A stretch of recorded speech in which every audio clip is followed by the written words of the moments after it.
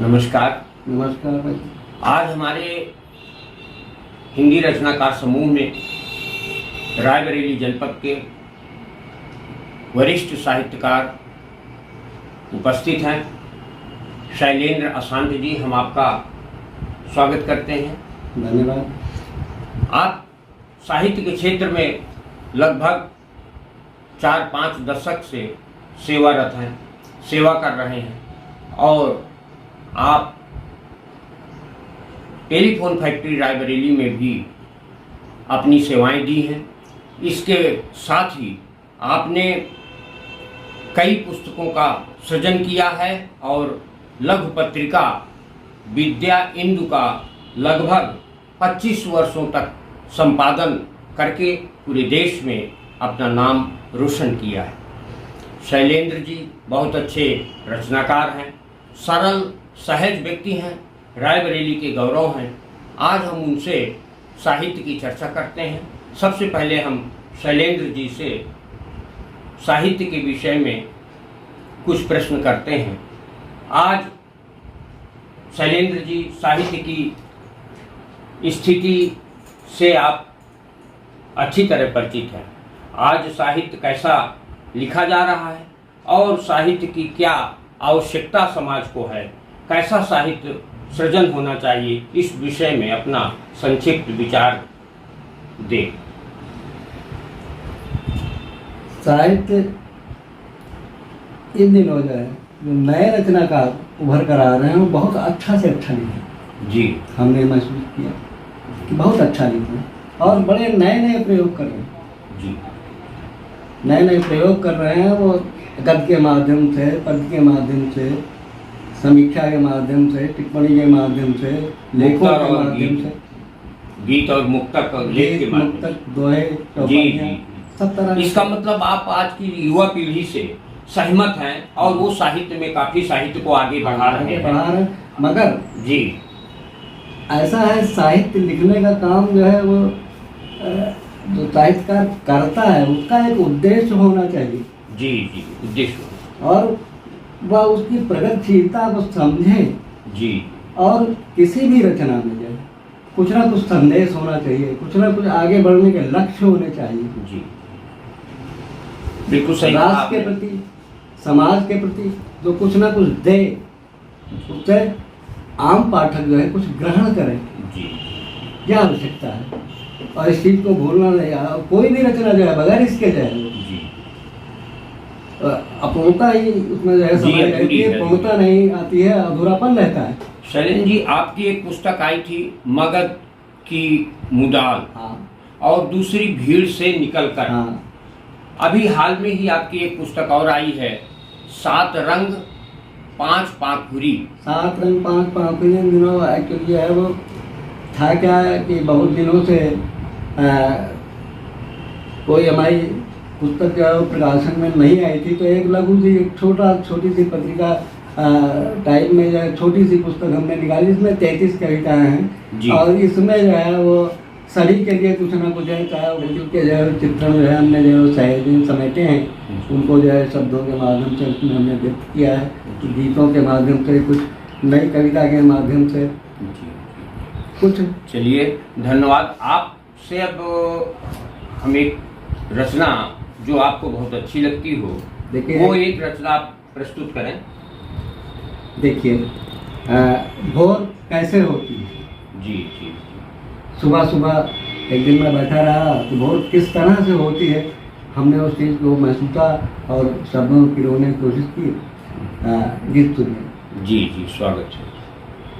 कि जागा कलरव, जागा जग सारा, जी। प्राची की किरणों से फैला उजियारा, जी। मंदिर से उभरा स्वर, जय जय जय श्री राम। राम राम राम राम, जय जय जय श्री राम। वाह, बहुत अच्छा। सुखमय सुखमय पल जागा, रो उठा दुलारा,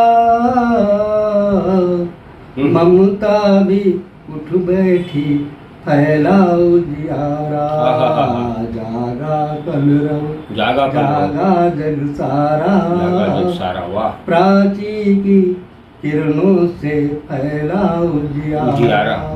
क्या बात। दूसरा आपने देखा, स्वागत। चटकी कनिया महकी क्यारी, जागे प्रसून तितली आई, दर्पण तुषार की बूंद बनी, चांदी ने स्वर्णाभा पाई। एक अभिनव चित्र बना चित्रकार हारा, और धरती के आंचल में कितना कुछ न्यारा, जागा कलरव जागा जग सारा, प्राची की किरणों से फैला उजियारा। प्राची की किरणों से फैला उजियारा, बहुत अच्छा गीत अभी आपने प्रस्तुत किया।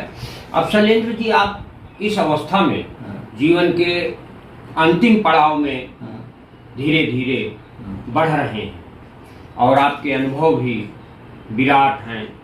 हम चाहते हैं कि आप साहित्यकारों के लिए और सरकार के लिए, समाज के लिए क्या कहना चाहेंगे? आपके साहित्यकारों को बहुत प्रोत्साहन की आवश्यकता है। साहित्यकार आर्थिक रूप से, मैं सबकी बात तो नहीं कर सकता है, मगर तमाम ऐसे साहित्यकार हैं जो सुदूर क्षेत्र में हैं, गाँवों में हैं, कस्बों में हैं, शहरों में भी हैं, जो साहित्यकार तो बड़े अच्छे हैं मगर पैसे से बहुत कमजोर है। तो ऐसे लोगों के साहित्य का प्रकाशन की जो है, भले ही वो जो है वो संकलित रूप में ही जो है कराया जाए, मगर उसके लिए कोई सरकारी माध्यम होना चाहिए जी। एक चीज जी। और दूसरे जो है उनके आवागमन में, जैसे बुजुर्ग साहित्यकार हैं तो उनके लिए यात्रा की व्यवस्था भी जो है वो की जानी चाहिए जो है। और उन्हें, और देखिए किसी भी राष्ट्र में जो है भाषा जी के लिए काम करना बहुत अनिवार्य है। इन दिनों हमने देखा कि भाषा में तमाम तरह की विसंगतियाँ पैदा हुई, बड़ा वर्तनी दोष पैदा हो रहा है। इस चीज़ को जो है आज के दिन में समाचार पत्र वाले समझ रहे हैं, ना प्रकाशक समझ रहे हैं और ना ही पढ़ाने वाले।